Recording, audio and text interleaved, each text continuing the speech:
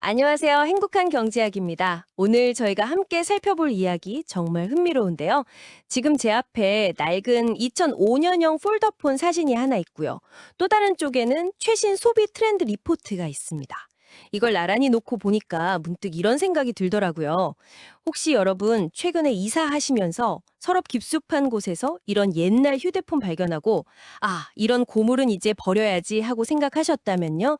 어쩌면 방금 50만 원짜리 수표를 그냥 찢어버리신 걸지도 모릅니다. 네, 그게 단순한 비유가 아닙니다. 실제로 그 폴더폰이 그 정도 가격에 거래가 되고 있거든요. 근데 이건 그냥 옛날 물건을 그리워하는 추억팔이 형상 이런 게 절대 아니에요. 저희가 오늘 분석해볼 이 흐름 속에는요.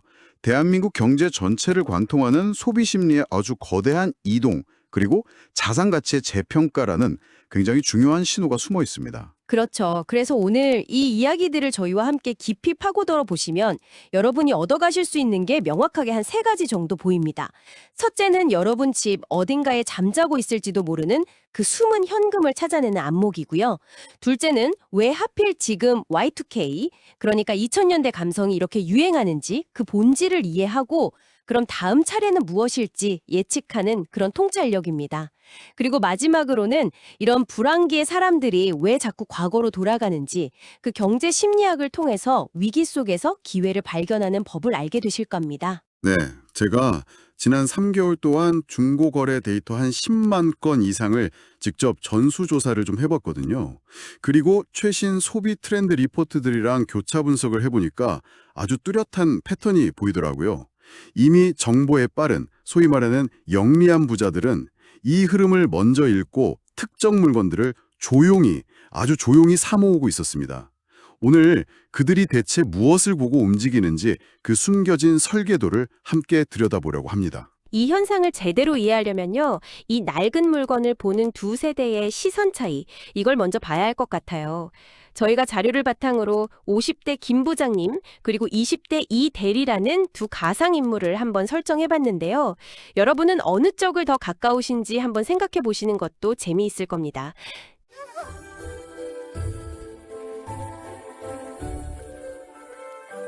자, 먼저 50대 가장 김 부장님의 주말 대청소 날 풍경입니다. 창고를 정리하다가 먼지 쌓인 상자를 하나 발견해요.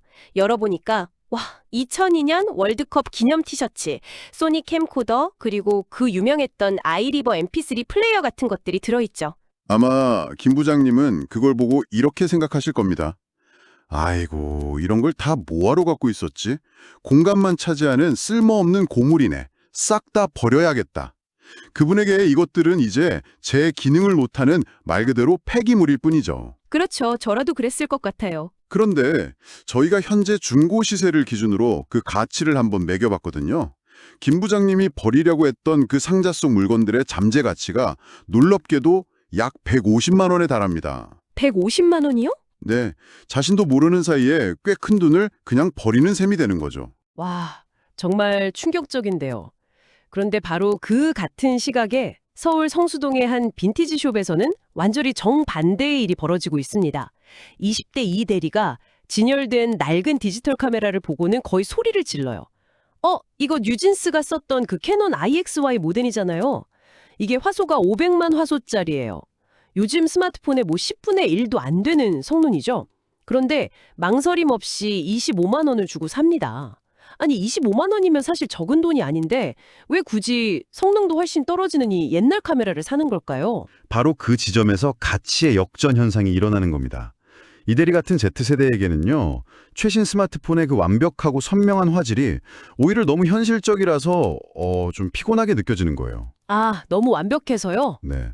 반면에 그 낡은 디카가 만들어내는 약간의 노이즈, 그리고 물 빠진 듯한 그 독특한 색감 있잖아요. 그게 결함이 아니라 아주 특별한 감성이라는 필터로 작동을 하는 거죠. 김 부장님 세대가 폐기물이라고 생각했던 바로 그 지점에서 이대리 세대는 희소성과 힙함이라는 새로운 가치를 발견하고 기꺼이 돈을 지불하는 겁니다. 그렇군요.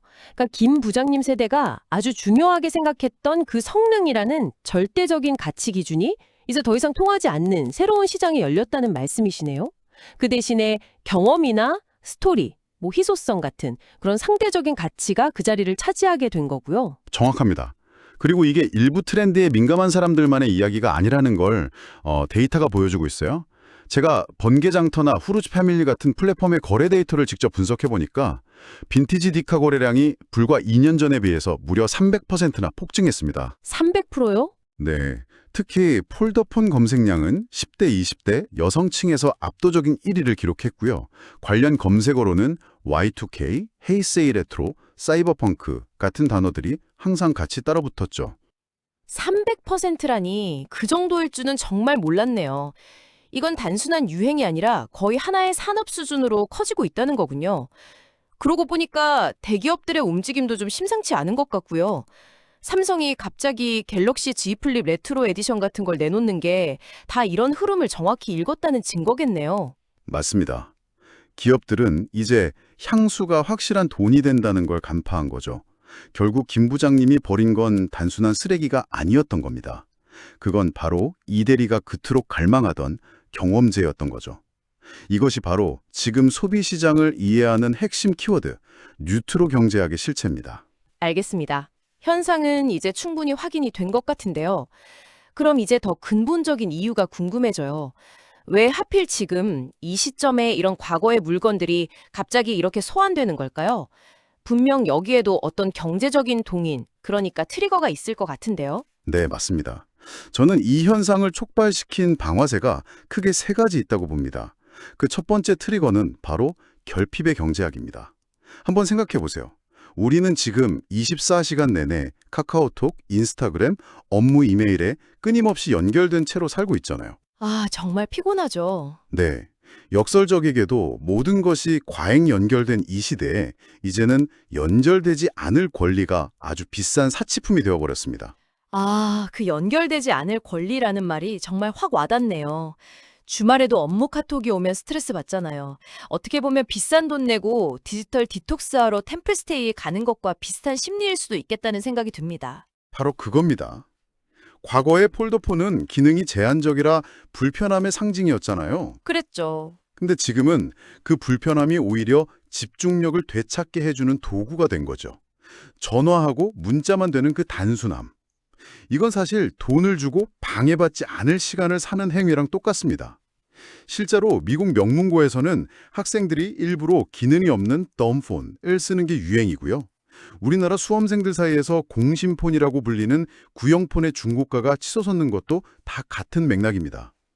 모든 것이 넘쳐나는 시대에는 반대로 삭제와 차단이라는 이 결핍의 가치가 프리미엄을 얻게 되는 거죠. 흥미롭네요. 그럼 두 번째 트리거는 뭘까요? 두 번째는 저화질의 미학입니다.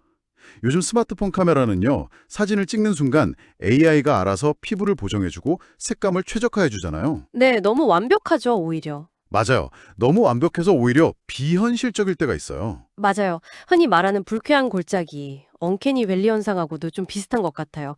너무 완벽하면 오히려 매력을 못 느끼는 그런 심리요. 그렇죠. 2000년대 초반 디카에 쓰였던 그 CCD 센서는 당시 기술적 한계 때문에 색감이 좀 바래 보이고 어두운 곳에서는 노이즈가 생겼어요. 그런데 Z세대는 이걸 결함으로 보지 않는다는 겁니다. 인위적인 필터를 거치지 않은 날것의 힙함으로 받아들이는 거죠. 남들이 다 쓰는 스마트폰 사진과는 다른 나만의 독보적인 분위기를 연출할 수 있으니까요. 그리고 여기에 아주 결정적인 경제 원리가 숨어 있습니다. 그게 뭔가요? 바로 공급의 완전 비탄력성이라는 개념입니다. 공급의 완전 비탄력성이요. 조금 어려운데요. 쉽게 말해서 공급이 완전히 멈췄다는 뜻이에요. 그 시절 CCD 센서는 더 이상 생산되지 않습니다. 즉, 시장에 나올 수 있는 물건의 총량은 딱 정해져 있는데 이걸 찾는 수요는 지금 막 폭발적으로 늘고 있는 거죠. 경제학 교과서 첫 장에 나오는 그 수요와 공급 법칙이 가장 극적으로 작동하는 시장인 셈입니다. 공급이 멈춘 자산에 수요가 몰리면 가격은 이론적으로 무한정 오를 수가 있습니다. 아, 이제 이해가 되네요. 공급은 0인데 수요는 폭발한다. 가격이 오를 수밖에 없는 완벽한 조건이네요. 그럼 마지막 세 번째 트리거는 뭔가요? 20년 주기설과 불황의 심리가 결합된 현상입니다. 패션이나 문화계에는 보통 20년 전 유행이 다시 돌아온다는 20년 주기설이라는 게 있거든요. 네, 들어봤어요. 2000년대의 Y2K 트렌드가 2020년대인 지금 돌아온 건 어떻게 보면 자연스러운 흐름이죠. 그런데 여기에 현재의 경기 불황이라는 변수가 더해지면서 아주 독특한 시너지를 내고 있습니다. 불황이요? 그건 또 어떻게 연결이 되는 거죠? 혹시 립스틱 효과라는 개념 들어보셨을 겁니다. 경기가 어려울 때 사람들이 고가의 사치품 대신 립스틱처럼 비교적 저렴한 비용으로 만족감을 얻는 소비 현상을 말하죠. 네, 그렇죠. 지금의 젊은 세대에게 1,000만 원짜리 명품 가방은 너무 먼 이야기입니다. 하지만 30만 원에서 50만 원 사이의 희귀한 빈티지 캠코더나 콜더폰은 억세스 가능한 사치, 어포더블 럭셔리의 영역에 있거든요. 아, 이제야 모든 퍼즐이 맞춰지는 느낌입니다. 그걸 사서 SNS에 올렸을 때 받는 관심과 좋아요가 주는 그 심리적 만족감은 어쩌면 명품 가방 못지 않을 수도 있겠다는 생각이 드네요. 결국 이건 단순히 옛날 물건이 좋아서 사는 게 아니라 적은 돈으로 나는 이런 취향을 가진 특별한 사람이야 라고 과시할 수 있는 일종의 가성비 높은 명품 소비 같은 거군요. 정확히 보셨습니다. 지금의 이 레트로 열풍은 불황형 소비의 아주 영리한 변종 형태인 셈이죠. 여기까지 듣고 보니까 저라도 당장 부모님 댁 창고부터 뒤져봐야겠다는 생각이 드는데요. 그런데요, 그냥 오래됐다고 해서 다 돈이 되는 건 아닐 거 아니에요. 잘못하면 그냥 쓰레기만 잔뜩 쌓아두는 꼴이 될 수도 있을 텐데요. 아주 중요한 지적이십니다. 그래서 지금부터가 이 시장의 진짜 비밀, 즉 숨겨진 설계도에 대한 이야기입니다. 저희가 데이터를 분석하면서 가장 놀랐던 부분이기도 한데요. 가격이 오르는 물건들에는 아주 명확한 공통점이 있었습니다. 그건 바로 단순히 오래된 물건이 아니라 한 시대의 문화를 상징하는 아이콘이어야만 한다는 겁니다. 아이콘이요? 예를 들면 어떤 걸까요? 제가 데이터를 쭉 뜯어보니까 모든 폴더폰의 가격이 오르는 게 아니었어요. 예를 들어서 당대 최고의 스타였던 이효리 씨가 광고했던 그 가로본능폰처럼요. 그렇게 특정한 스토리나 상징성을 가진 모델의 가격만 급등했습니다. 반면에 이름 없는 중소기업의 투박한 피처폰은 아무도 찾지 않죠. 사람들은 낡은 기계를 사는 게 아니라 그 기계에 얽힌 스토리와 서사를 소비하고 있는 겁니다. 아, 듣고 보니 미술품 투자 원리랑 똑같네요. 우리가 피카소의 그림을 살 때 물감과 캔버스 값만 내는 게 아니라 그 그림이 가진 역사와 의미에 돈을 지불하는 것처럼요. 맞습니다. 정확히 같은 메커니즘이 작동하고 있는 거죠. 그렇다면 이 관점에서 다음 사이클을 예측해 볼 수도 있습니다. 지금 Y2K, 즉 2000년대 감성이 정점을 향해 가고 있다면 다음 기회는 어디에 있을까요? 제가 업계 관계자들을 취재해 본 결과 발빠른 투자자들은 이미 2010년에서 2012년 사이를 주목하고 있었습니다. 2010년대 초반이요? 아니, 엊그제 같은데 벌써 그 시절이 복고의 대상이 된다는 게 좀 신기하네요. 구체적으로 어떤 아이템들을 보고 있는 건가요? 몇 가지 조짐이 보입니다. 첫째는 유선 이어폰입니다. 에어팟의 그 편리함에 질린 일부 힙스터들이 다시 줄 이어폰을 목걸이처럼 패션 아이템으로 활용하기 시작했어요. 아, 저도 본 것 같아요. 둘째는 아이폰 4와 4S 모델입니다. 스티브 잡스의 마지막 유작이자 많은 사람들이 역대 최고의 디자인으로 꼽는 모델이죠. 미개봉 아이폰 1세대가 경매에서 수천만 원에 팔렸던 것처럼 이 모델도 곧 클래식의 반열에 오를 가능성이 높습니다. 그리고 마지막으로 아이팟 클래식. 그 휠을 돌리는 아날로그적인 손맛을 그리워하는 수요가 꾸준히 늘면서 이미 가격이 오르고 있죠. 그렇군요. 이건 이제 단순한 유행을 넘어서서 주식이나 부동산 시장이 불안정할 때 가치가 오르는 수집품, 컬렉티블즈에 투자하는 일종의 대안 투자의 관점으로 봐야겠네요. 이 흐름을 문화적 해지 수단으로 활용하는 거고요. 바로 그 지점입니다. 이 레트로 열풍을 단순한 추억팔이가 아닌 대안 투자의 관점에서 봐야 하는 이유가 바로 여기에 있습니다. 자, 그럼 오늘 나눈 이야기를 바탕으로 여러분이 지금 바로 실천해 볼 수 있는 것들을 구체적으로 한번 정리해 보면 어떨까요? 좋습니다. 첫 번째 행동 강령은 발굴하라입니다.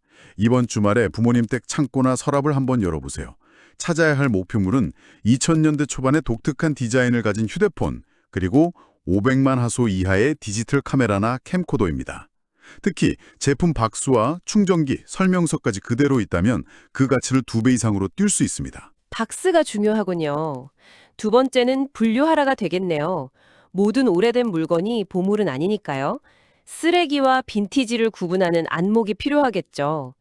작동이 되는지 여부보다 더 중요한 건 그 시대만의 독특한 디자인이나 기믹이 있는지 여부입니다. 뭐 화면이 돌아가거나 키패드가 독특하게 열리는 그런 제품들이요. 맞습니다. 그리고 마지막 세 번째는 선점하라입니다. 미래의 가치를 보고 한 발 앞서서 움직이는 거죠. 앞서 말씀드린 2010년대 초반의 아이템들을 주목하세요. 아이폰 4S, 초기 아이패드, 혹은 닥터들의 헤드폰 초기 모델처럼 그 시대를 상징했던 아이템들을 발견한다면 깨끗하게 보관해 두는 겁니다.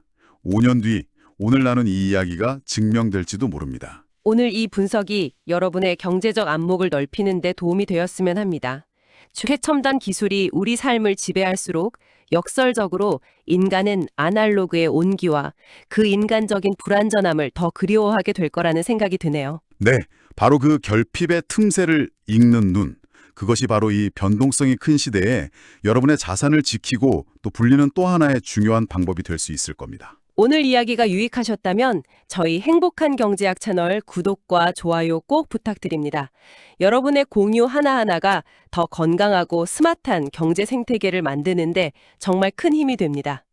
다음 시간에는 저희가 AI가 절대 대체할 수 없는 세 가지 직업과 그 경제적 가치에 대해 심층 분석해드리겠습니다.